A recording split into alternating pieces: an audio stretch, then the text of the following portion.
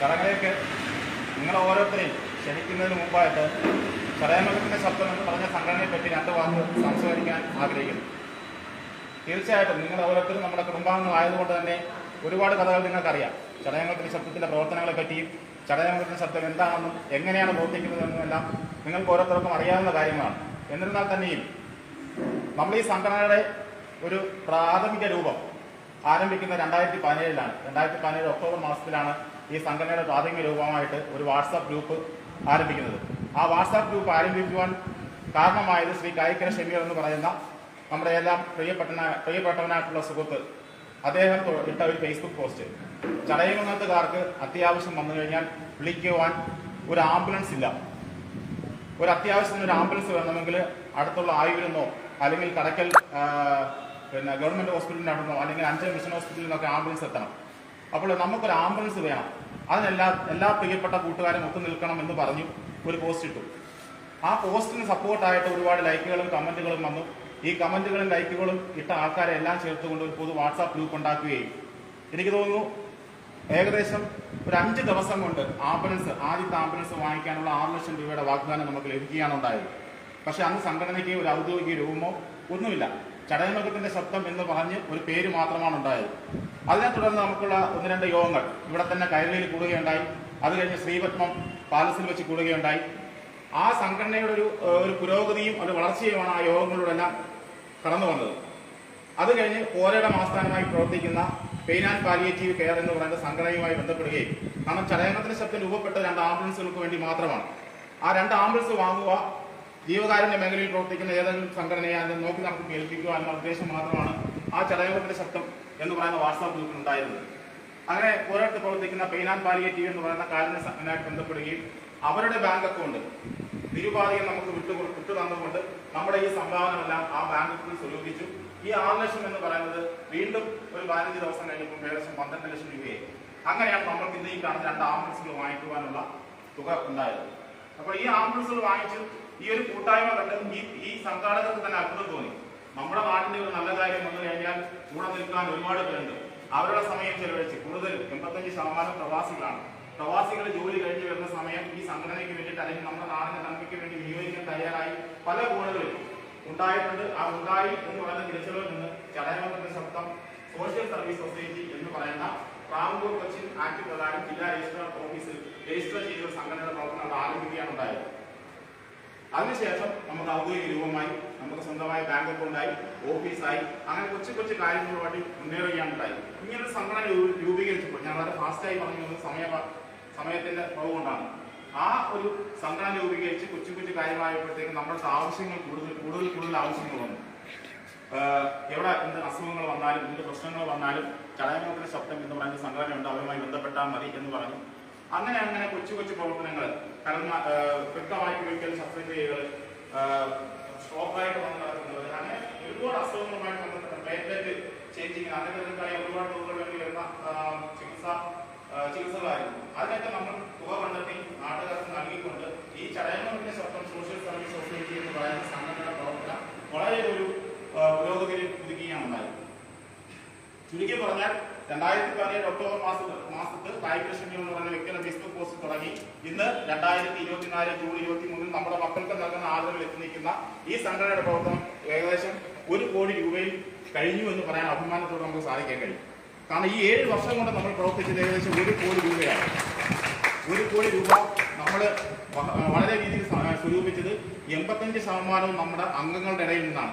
അവരുടെ കുടുംബങ്ങളിലേക്ക് പോകേണ്ട പൈസ, അവരുടെ മക്കൾക്ക് ഭാവി കണ്ടെത്തേണ്ട പൈസ, അവരുടെ മക്കൾക്ക് ആഹാരം മേടിച്ചു കൊടുക്കേണ്ട പൈസ, അവർക്ക് മക്കൾക്ക് വിദ്യാഭ്യാസം കൊടുക്കേണ്ട പൈസ ചാരിറ്റി അല്ലെങ്കിൽ നമ്മുടെ നാടിന്റെ നന്മയ്ക്ക് വേണ്ടി വിനിയോഗിക്കാം എന്ന് പറഞ്ഞുകൊണ്ട് ഒരു കൂട്ടം ചെറുപ്പക്കാർ അല്ലെങ്കിൽ ഒരു കൂട്ടം ആൾക്കാർ വിചാരിച്ചതിന്റെ ഫലമാണ് ഈ 1 കോടി രൂപ എന്ന് പറയുന്നത്.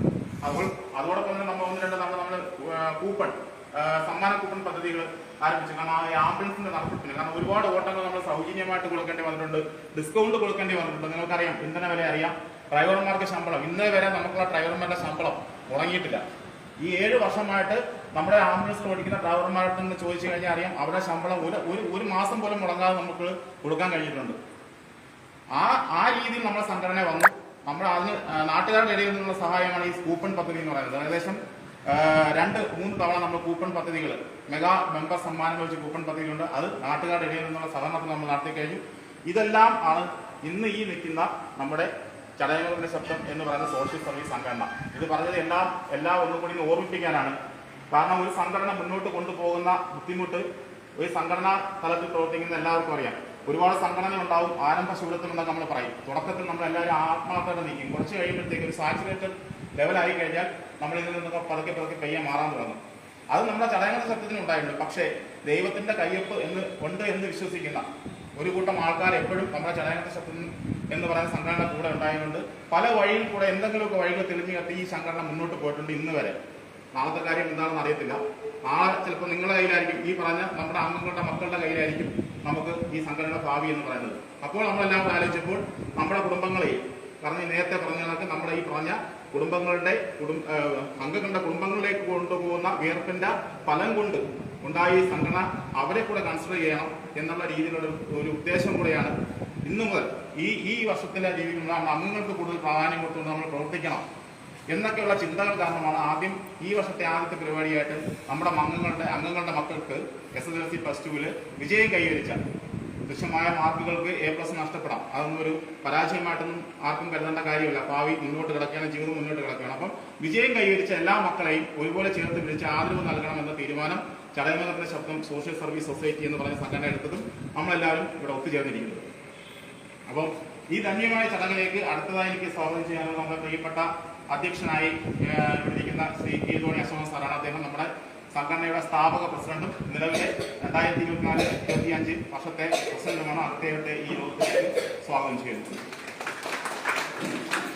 എനിക്ക് സ്വാഗതം ചെയ്യാറുള്ളത് നമ്മുടെ ശബ്ദത്തിന്റെ ക്ഷണം സ്വീകരിച്ച് നമ്മുടെ അംഗങ്ങളുടെ മക്കളുടെ ഒപ്പം വന്നിരിക്കുന്ന രക്ഷാകർത്താക്കളാണ്.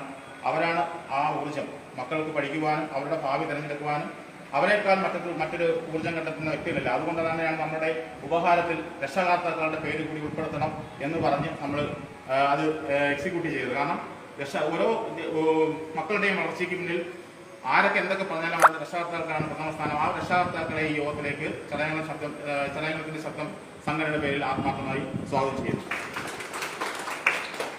പിന്നെ നമ്മുടെ ക്ഷണം സ്വീകരിച്ച് വിടത്തിയിട്ടുള്ള നമ്മുടെ മക്കള്, അപ്പം അവർക്കും ഈ യോഗത്തിലേക്ക് ക്ഷണം സ്വീകരിച്ച് ഇവിടെ വന്ന് നമ്മുടെ ഈ ഉപഹാരവും ആദരവും സ്വീകരിക്കാൻ എത്തിച്ചേരുന്ന നിങ്ങൾക്ക് ഓരോരുത്തർക്കും സംഘടനയുടെ പേരിലും എൻ്റെ വ്യക്തിപരമായ പേരിലും സ്വാഗതം ചെയ്യുന്നു. അതോടൊപ്പം തന്നെ പ്രധാനമായിട്ടും നമ്മുടെ ചടങ്ങ് ഇവിടെ കവർ ചെയ്യാൻ എത്തിയിരിക്കുന്ന 3 ഓൺലൈൻ ചാനൽസ് ഉണ്ട്. ട്രൂത്ത് വിഷൻ, സാക്ഷി TV, അതോടൊപ്പം തന്നെ ഫീലിക്സ് മീഡിയ. ഈ 3 ഓൺലൈൻ ചാനലുകളുടെയും പ്രതിനിധികൾക്ക് സംഘടനയുടെ പേരിൽ ആത്മാർത്ഥമായി നന്ദി രേഖപ്പെടുത്തുന്നു. അതോടൊപ്പം തന്നെ ഈ ചടങ്ങിലേക്ക് സ്വാഗതം ചെയ്യുകയും ചെയ്യുന്നു. അതോടൊപ്പം എക്സിക്യൂട്ടീവ് കമ്മിറ്റി അംഗങ്ങളായി ഇവിടെ എത്തിച്ചേർന്നവർ, നമ്മുടെ ചടയമംഗലം ശബ്ദത്തിന്റെ സാധാരണപ്പെട്ട നമ്മുടെ ഔദ്യോഗിക അംഗങ്ങൾ, അതോടൊപ്പം ഈ ചടങ്ങ് ലൈവായിട്ട് പോകുന്നുണ്ടെന്നാണ് എൻ്റെ വിശ്വാസം. ഈ ചടങ്ങ് എന്താവും നല്ല രീതിയിലാവണം എന്ന പ്രാർത്ഥനയോടെയും പ്രതീക്ഷയോടെയും ഇതിന്റെ സകല സ്പോൺസർഷിപ്പും ഏറ്റെടുത്ത് പൈസ തരാൻ തയ്യാറായി വാഗ്ദാനം ചെയ്ത് പൈസകൾ അയച്ച് പ്രതീക്ഷയോടെ ഈ ലോകത്തിന്റെ വിവിധ കോണുകളിൽ നമുക്ക് ഏകദേശം 7ഓളം രാഷ്ട്രങ്ങൾ, Bahrain, Oman, Malaysia, Saudi Arabia, UAE, Qatar, ഇത്രയും രാജ്യങ്ങൾ നമുക്ക് വിവിധ പ്രതിനിധികളുണ്ട്. അവരെല്ലാം ഈ ചടങ്ങുകളെ പ്രതീക്ഷയോടെയും അല്ലെങ്കിൽ സന്തോഷത്തോടെയും വീക്ഷിക്കുകയാണ്. അവരെയും ഈ യോഗത്തിലേക്ക് സ്വാഗതം ചെയ്യുന്നു. കുവൈറ്റ്, അവരെയും ഈ ലോകത്തിലേക്ക് സ്വാഗതം ചെയ്തുകൊണ്ട് എൻ്റെ കർത്തവ്യം നിർവഹിക്കുന്നു.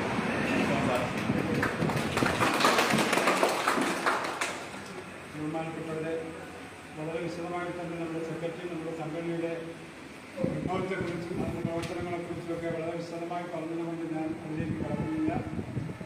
എങ്കിലും നമ്മുടെ ഈ ചടയമംഗലം പോലുള്ള ഒരു കൊച്ചു ഗ്രാമത്തിൽ ഇങ്ങനെ ഒരു കൂട്ടം ആളുകളുടെ, പ്രത്യേകിച്ച് നേരത്തെ പറഞ്ഞതുപോലെ ശ്രീ കാലിക്കൽ ശങ്കർ എന്ന വ്യക്തി ഈ ചടയമംഗലം ശബ്ദം ഒരിക്കലും നടക്കുവാൻ കഴിയില്ല. അദ്ദേഹത്തിൻ്റെ ശ്രമഫലമായും പ്രവർത്തനഫലമായും ആരംഭിച്ച ഈ കൂട്ടായ്മ ഇന്ന് ഈ നിലയിൽ എത്തണമെങ്കിൽ ഇതിന് പിന്നിൽ പ്രവർത്തിച്ച ഒട്ടേറെ സുമനസ്സുകളുണ്ട് നമ്മുടെ നാട്ടിൽ. നമ്മളോടൊപ്പം തന്നെ കഴിയേണ്ടവർ, കണ്ണീരിലും കഥനത്തിലും ദുഃഖത്തിലും ഒക്കെ കഴിയുന്നവരെ ചേർത്ത് പിടിച്ചുകൊണ്ട് നമ്മളോടൊപ്പം നിൽക്കേണ്ടവരാണ്. നമ്മൾ അധ്വാനത്തിൻ്റെ ഒരു പങ്ക് അവർക്ക് കൂടി നൽകേണ്ടതാണെന്നുള്ള തിരിച്ചറിവിൽ സഹോദര സ്നേഹം കാണിച്ചുകൊണ്ട് ഈ പ്രവാസികളായിട്ടുള്ള ഒരു കൂട്ടം ചെറുപ്പക്കാരും അതുപോലെ അവരുടെ കുടുംബാംഗങ്ങളുടെ അനുമതിയോടുകൂടി മാത്രമേ